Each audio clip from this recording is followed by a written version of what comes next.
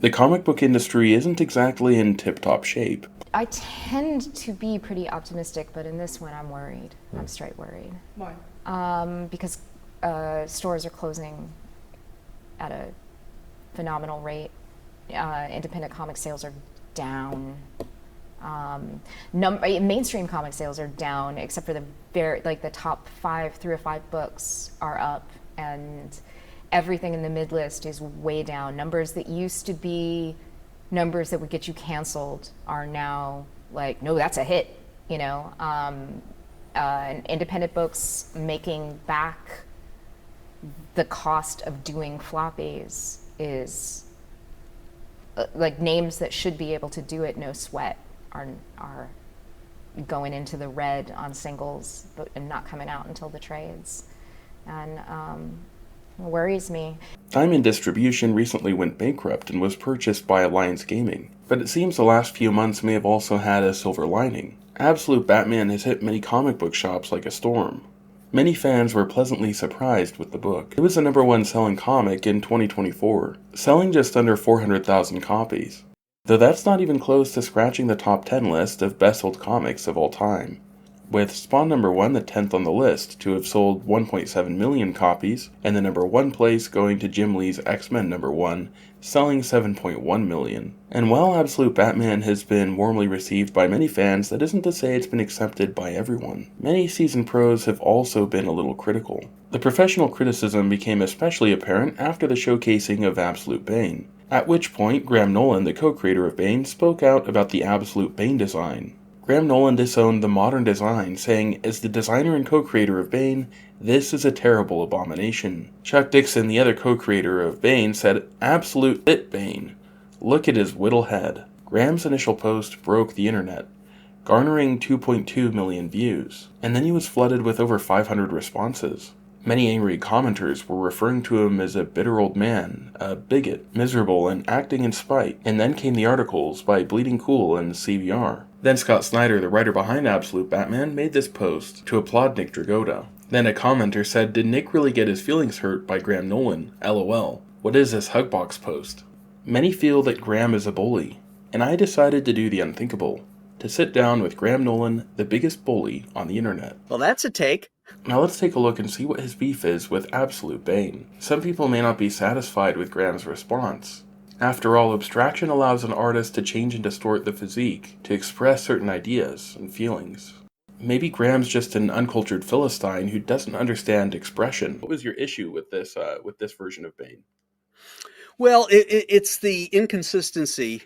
First off, it's obviously the tiny little head there, which is very different than when Kelly Jones put this massive body with a small head.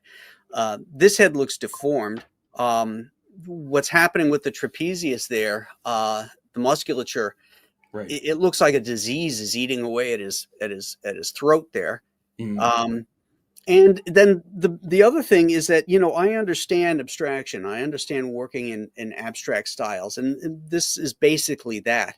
Right. But the problem that when you work in abstraction is that you're creating a set of rules that you can't break, especially when you're in a narrative art form.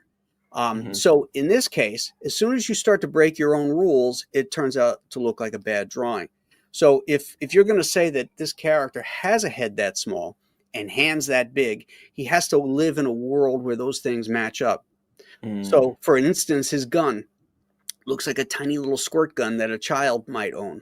Right. That right there tells me that the rule is broken and that it makes the drawing look bad instead of intentional. Graham explains that if somebody is going to make abstract art, there needs to be certain rules. And some people argued that this Bane was the same as the one drawn by Kelly Jones, which is one of the most famous iterations of the character. Graham refuted that claim. He also gave a caveat to his criticism as well. And I told everybody, lighten up, it's just my opinion. It shouldn't affect your opinion or how you like it. And I challenged all these people, 2.5 million people that had seen it eventually, to go out and buy this book. Prove me wrong, You love it enough to criticize me and call me a bitter old man. Well, get out there and prove that you love it. Buy this book. Let's get this artist and the writers a huge payday, huge royalty payday. He also explained why he made the post to begin with. and that he didn't think it would get so much traction. And the only reason that I made a comment about it at all was because I was constantly being asked. This was DC put this up, and I was constantly being asked as the designer of the character, you know, what do you think? What do you think? What do you think? And I was tired of answering a million times, whether streaming or typing it. So I just put this post out, and then whammo. It's also important to note that Chuck Dixon, the other co-creator of Bane, made a much more scathing critique.